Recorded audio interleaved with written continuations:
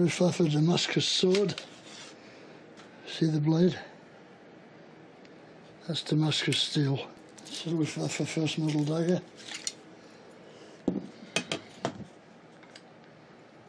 It's quite pretty, I think. Purely decorational. These are Masonic daggers. Look at that. Huh?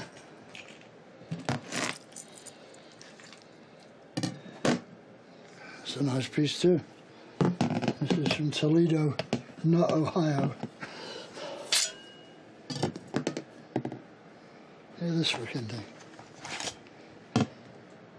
Whoa, what is that? British.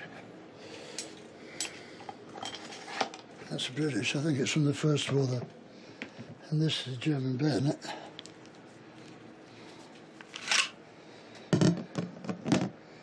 That's seen action. I always liked the workmanship and the designs, you know. They were the last great knife makers, you know, the last great sword makers. It's a craft in Germany that has largely disappeared now, you know. Even a lot of the American swords were made in Germany. In the Civil War, there's a lot of German swords used in that war. And up to the First World War, obviously, you know.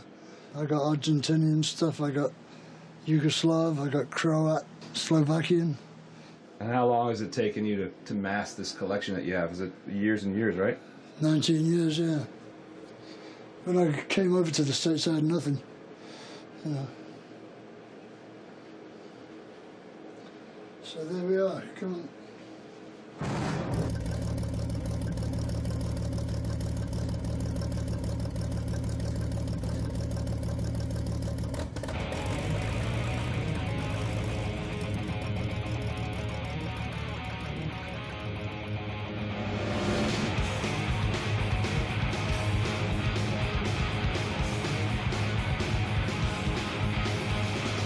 Thought I'd dress up for you. Yeah, you look good. Afternoon.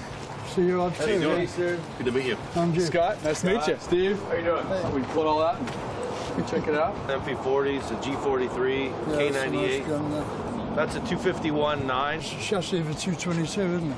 251. 251. There's the head, sir. What was the chassis? A 38T. 38T, a Right. check chassis. Yeah. Check one. Right, Skoda. right. So, Did you have to restore it? yeah, it's got the, it's got an original engine in it. There you go. Over there on that side.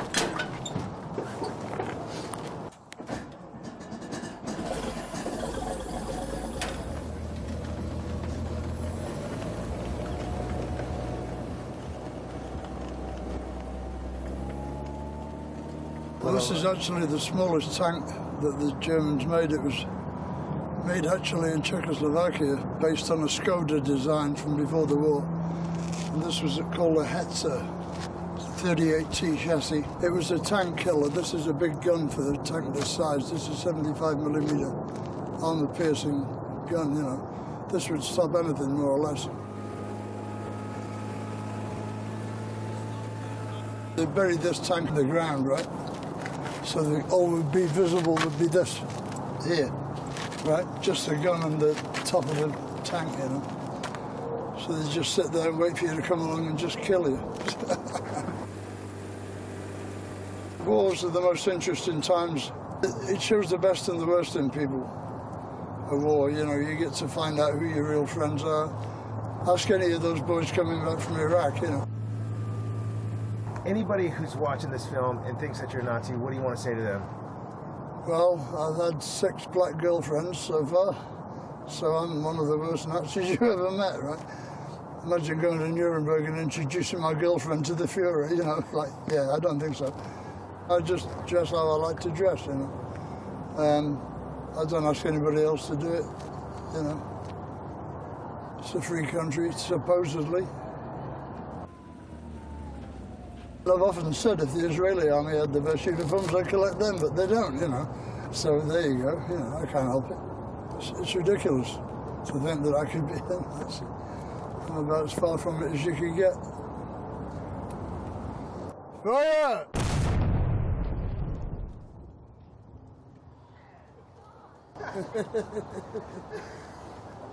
How was that, Lemmy?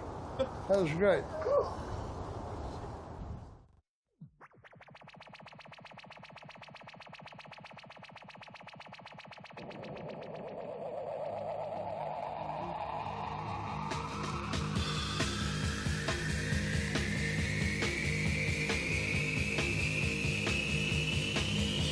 Hawkwind, I think we're really ahead of the time. I worship Hawkwind. You know, that's some genius music.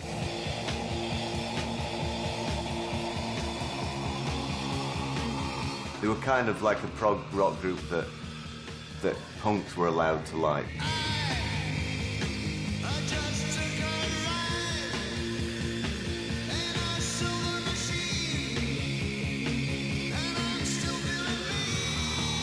It's dangerous kind of rock and roll. It's not choreographed, it's not safe, it's not cliched, it's not, you know, you never know what you're going to see, to be quite honest. And that's got to be good, isn't it, you know? We're a space rock band, so, I mean, a lot of the music we play was around science fiction stories, which we'd sort of interpret and put into music, so we're a pretty heavy rock band with nice flowing electronics. People thought we were some sort of hippie fucking flower people. It fucking wasn't true, man. We were like a black nightmare, man. We used to lock the doors so people couldn't get out. It was a psychedelic experience, and nobody was doing that sort of thing, really. We just used to get this sort of trancey beat going, this trancey rhythm, and a strobe going, you know, and it's like, it didn't drive you insane, it just put you into a trance, really.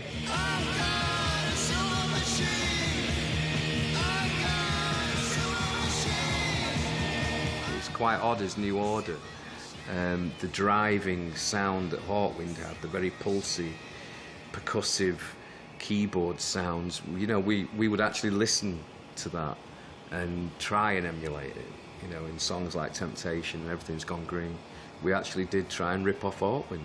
And they represented the first sort of counterculture, you know, with IT and Oz magazine, and that was all very coming up. And it was a romantic. wonderful time to grow up, to be a kid. Yeah. But mostly I remember standing at the front, drooling at Stacia. The girl with the breasts out. With a girl with her breasts out, which was incredible for a 12 or 13-year-old. You know what I mean? It was like our education. We were a bunch of misfits, basically. It was like a family. You know, it was like a family. And we had a huge following, you know, because we do any gig, and we'd do a gig in London, it would be like a drug dealers convention. Dick Mick and Lemmy were sort of always into a lot of speed and grumpy. Dick Mick was always grumpy because they'd been up for a few days, and we'd get picked up in our van and he'd be all grumpy, and Lemmy would be all surly and get him, slam the door and sit down, you know. We were in the States touring, and we were in Niles, Michigan, on the way to Detroit. I don't even know where Niles is. It's on the other side of Michigan from where Detroit is. So we pulled over at a roadhouse to eat. And I wasn't hungry, you know, being a speed freak. So I just got this new camera. So I went out prowling around looking for things you know, with the new camera. And I got conked over the head in this abandoned housing project and fucking came round without my camera, without any money. I go back to the roadhouse and they're gone. And dump me there, you know. I mean, what kind of shit is that, you know? One of your band members just missing after you have a meal and you just drive off.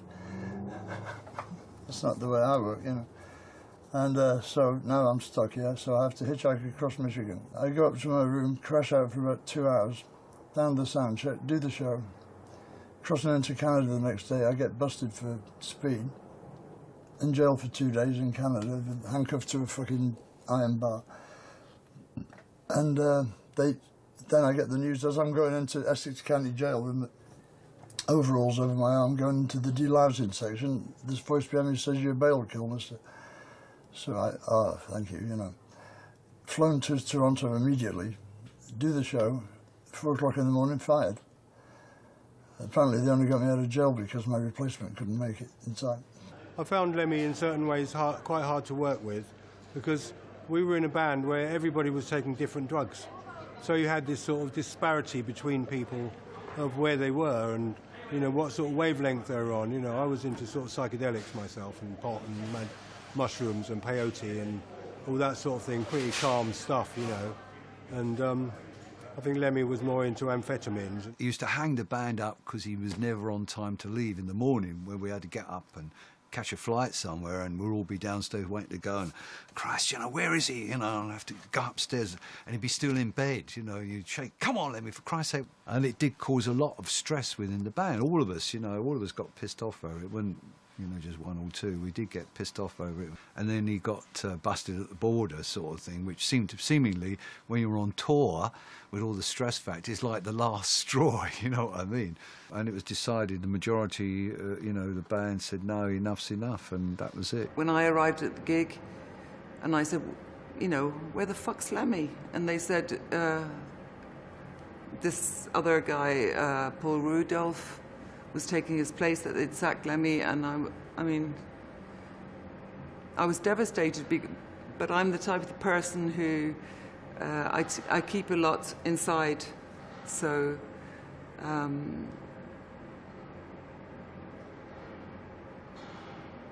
I think I just carried on, but I was devastated.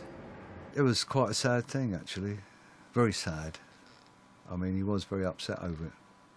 And, well, we all were, really. It was coming for a long time. Because what it was 70s drug snobbery, you know, like they were all just doing organic drugs, man, you know, and I was doing speed and organic drugs, so I didn't like that, you know.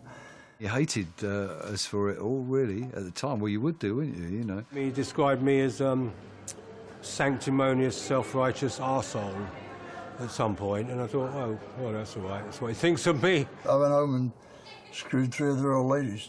You know, well, you know, vengeance is sweet, saith the Lord, you know. And I must admit, I was banging one of them already before we left.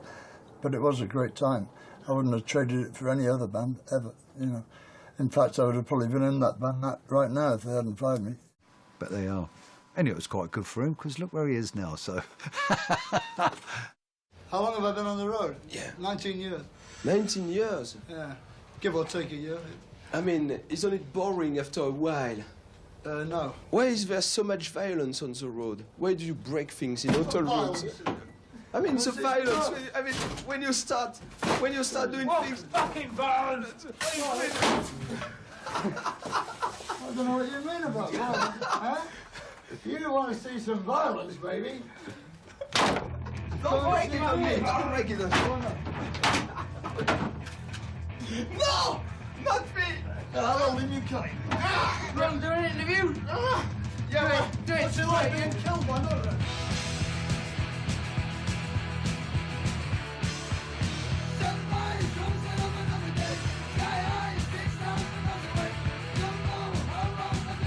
Lemmy was at the beginning of heavy metal, you know, maybe even pre-Black Sabbath. If they'd said to me, who would you say was the original metal band? That's, you know, not me. I mean, it was, I tossed between Lemmy and Black Sabbath, but I would say Lemmy and Motorhead. They took elements of what existed as heavy metal, mixed it with punk, and created this frantic, intense, powerful music form that, you know, went on to define heavy metal as we know it. It was just brash, in your face. It was like getting socked by an overhand right, you know. It was like Mike Tyson in his prime. I remember you turned the radio on and it was like really, really rancid disco, bad boy band pop music, you know. The Osmonds, stuff like that. And you go and see a Motorhead show and it was completely different.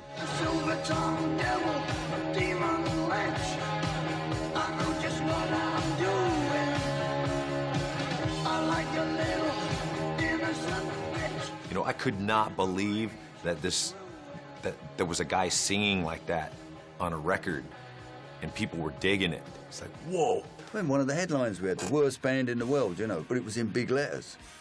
Well, I mean, it was fucking great. You know, because I didn't give a fuck. Well, you kind of care to a point, but, you know, but the kids were turning up, you know. I want to see the worst band in the world, you know. They must be great. Motorhead was speed music and 3 people on speed. Consistency of energy could be contributed to that, and our slim figures. I think everybody just tried to be that heavy. After that, nobody's achieved it. We fancied ourselves, Guns N' Roses did, like, if we could ever be even close to as heavy as Motorhead, we'd be successful. Back